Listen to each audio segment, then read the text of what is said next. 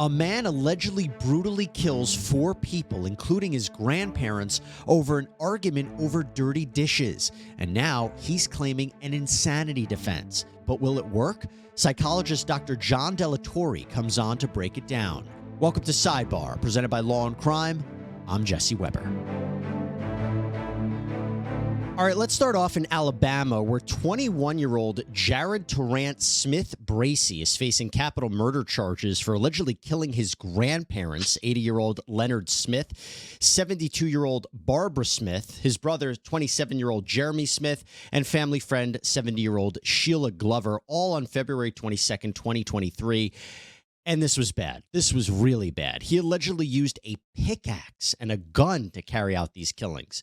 So why would someone do this? Why would Bracy do this? Well, apparently it was over an argument regarding dirty dishes. Yeah, we learned this during the course of a preliminary hearing. And apparently Bracy confessed to the killings, telling law enforcement when they apprehended him in a nearby woods, "I had to get them before they got me."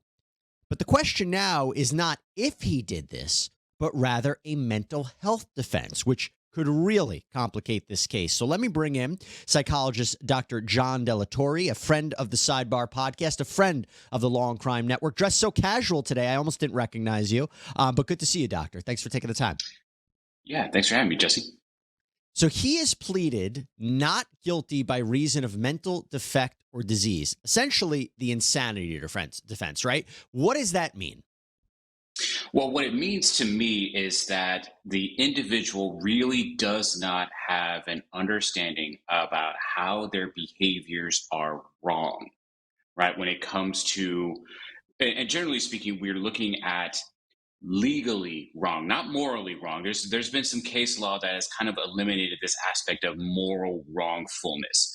So what we're looking at is there a mental illness at play that prevented the individual from recognizing the behaviors that they were doing were legally wrong? And it's a really fine tooth comb type of evaluation here, where you're really trying to parse out what might be going on with this individual. How long was it going on for?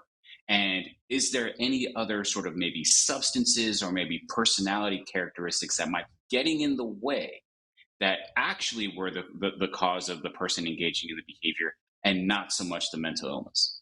So important to explain that, because majority of the cases we cover, you can argue there's something wrong with the person that commits a murder, right? There's obviously something off, but that's only one part of the analysis, right? So like you said, even if they have a mental disease or defect, it's if it causes them to not appreciate what they're doing, to not appreciate the wrongfulness of their acts, that's when you could be declared legally insane and not guilty by reason of a mental disease or defect. Now, his attorneys, or his attorney, I should say, came out and said, quote, "We believe that coming to right now, there was a break in his normal behavior.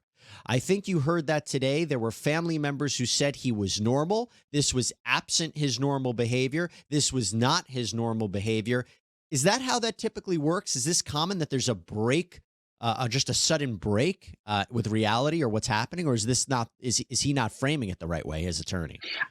I don't think he's framing it the right way. There's no such thing as a break. There's a buildup of emotional vulnerability that's going on within inside the individual. And it's when the coping resources that a person has becomes overwhelmed so that they're not working anymore. That's when the person engages in whatever maladaptive behavior that they're going to engage in. Do I think that there was a straw that broke that camel's back? Yeah, I do. I do think that there's people that can manage and control their impulses, but only to a point. I think it's important to understand that there is a possibility that someone could be what we'll call deranged, what we'll call insane, what we'll call someone who is in absolutely floridly psychotic, but still have behaviors that some would consider rational, where yes, it could be that someone thought that the people that they were killing were space aliens. Now, it's not illegal to kill space aliens, but they just, for whatever their psychosis, they believed that the space aliens had taken over their family members. They needed to save their family members by doing some behavior which ended up in their deaths. And then the person runs, right? The person flees, and so someone's going to say, well, that's consciousness of guilt. But the reality is that the voices inside the person's head could have said, well, now more space aliens are going to come get you, so you got to run. So it takes a psychologist to really dig down deep, thinking about what were the behaviors, what were the impetus for these decisions that the person was making. Let's be clear. You're saying even if he ran away from the scene, because we know he was apprehended in the woods, that doesn't necessarily mean that he's not insane. He could still be insane. Yeah, absolutely, and it's really picking that fine tooth comb and this is what makes this kind of evaluation so hard, because it's a retrospective evaluation. We're asking the person, what were you thinking at the time? And so if he's in jail and he's taking his meds and he recognizes, oh man, I killed all these people, I didn't want to. It's possible that he's not telling me the full truth, when the reality is that if I could have been inside his head at that moment, it's possible that what if there was a psychosis, and I'm saying that there is, but I'm just saying if there was, it's possible that someone could engage in behaviors that we would consider logical and rational, but were actually derived from a psychotic episode. Well, let's talk about what we do know, right? As I mentioned, when he is apprehended by police, he says, I had to get them before they got me. According to the police, he was very cooperative in his interview with them. He was very polite, but he showed no remorse. What are your thoughts on that? I think on its surface, people could say, well, maybe he's, insane, right? Maybe he has some kind of psychosis. But the other issue is that maybe he's been institutionalized, right? Maybe he's someone who's been inside and outside of jail and prisons and stuff like that, where he becomes paranoid. And through that paranoia, right, that's derived particularly from being in an institution, that paranoid leads him to believe that other people are engaging in problematic behaviors that are going to challenge him. And in prison, right, in these kinds of institutions, you have to get them before they get you. So that's one of those things where you've got to start thinking about what other alternatives, or why he would say this as a psychologist. What are the alternatives that someone might be saying this that are outside of psychosis? Okay, but this level of attack, let's just give everybody a little bit of an understanding of the timeline of how this went down, because I think the idea of this happening over a family argument is interesting as well. So it has been reported that Bracy bonded out of jail on a criminal mischief misdemeanor charge for allegedly breaking the family's front door and bedroom over an argument regarding dishes. And when he gets out, his friend bails him out. Bracy then takes the friend's gun, charges into the house, and allegedly kills everyone. The idea that this happened over a family argument about dishes, that sets him off. If he was arrested because of that, and it was the arrest that fueled him and not the dishes, but also there's that moment in time, right? If there was a break between when the moment of when he felt wronged and him actually carrying out the killings, I think that that's critical as well in terms of his mental health defense. What do you think? I do, and that's where we got to start thinking about. In some statutes, right, in some jurisdictions, it says at the time of the offense alleged, right? That's the duration that your evaluation is going to have to be. So I'm not going to be able to look at some of the behaviors that he was engaging before unless he's charged with that kind of crime. And so what I'm going to say is that, yes, I'm going to ask him about what he was thinking about, but that's not part of my analysis. Now, if the prosecutors decide to charge him with crimes when it comes to stuff that happened prior, then I can't. But what I can say is that it is both the dishes and not the dishes. There is some level of paranoia, there is some level of impulsiveness, there is some level of animosity that he has towards his family members.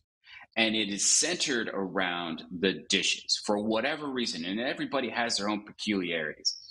So it is both the dishes and it is not the dishes. There's something going on within that family that has compelled him to engage in multiple aggressive acts to the point where he's killed them brutally with a pickaxe. I mean, the level of anger and animosity that you have to use that weapon. There's something else that's going on that, as a psychologist, I'm certainly going to evaluate. Yeah, you've talked to me before about stabbings or using these kinds of weapons. that's close, that intimate, that's personal, that's anger. You've talked to me before about how someone could do these to their family members. They almost don't treat them as human beings. They don't see them as human beings before. Now, the judge was asked to order, the defense attorney is asked to order a psychiatric evaluation. The judge has delayed it for now, wants to see where the investigation goes. What would a psychiatric evaluation look like for the defendant in this case? So it depends on the referral question. Now, there has been some reporting that the defense attorney has also said that there's issues of competency. Now, a competency evaluation is not the same as a sanity evaluation. Those are two very different evaluations, but they can be done at the same time. And so if the court order says you need to conduct a competency to stand trial evaluation, and you need to conduct an insanity evaluation, if your opinion is he is competent. If he's not competent to stand trial, you're not doing a sanity evaluation. Can't do it. So you have to wait. So it's two separate things, but they can kind of be done at the same time. We are asking the same kinds of questions, but really the sanity evaluation is, hey, I'm going to read the police report to you, and then I want you to tell me what your thought process was. You tell me what was going on in your head at that time for you to engage in these alleged behaviors. And then you go from there. So the last question I want to ask you is, there's been reports that he might have had paranoid schizophrenia. If that is true, is that consistent with what you're seeing in this case? Yeah, it could be. It could be. But the issue then becomes, is he also using methamphetamines, cocaine, heroin? What other drugs might he be using that has essentially Swiss cheesed his brain to the point where he's experiencing these sort of perceptual abnormalities, so that it looks like schizophrenia, but it's not schizophrenia. So that's part of the evaluation as well, that I'm not just going to say someone has a mental illness when they maybe have a pretty significant drug history. Well, we will see where this goes. I should tell everybody that the death penalty could be on the table in this case. Obviously, the mental health issue would play a substantial factor in that. And this defendant, Mr. Bracy, is currently in jail without bond. Dr. John Delatorre, thank you so much for taking the time. Thanks, Jesse. And that's all we have for you here on Sidebar, everybody. Thank you so much for joining us. Please subscribe on Apple Podcasts, Spotify, YouTube, wherever you get your podcasts. I'm Jesse Weber. I'll speak to you next time.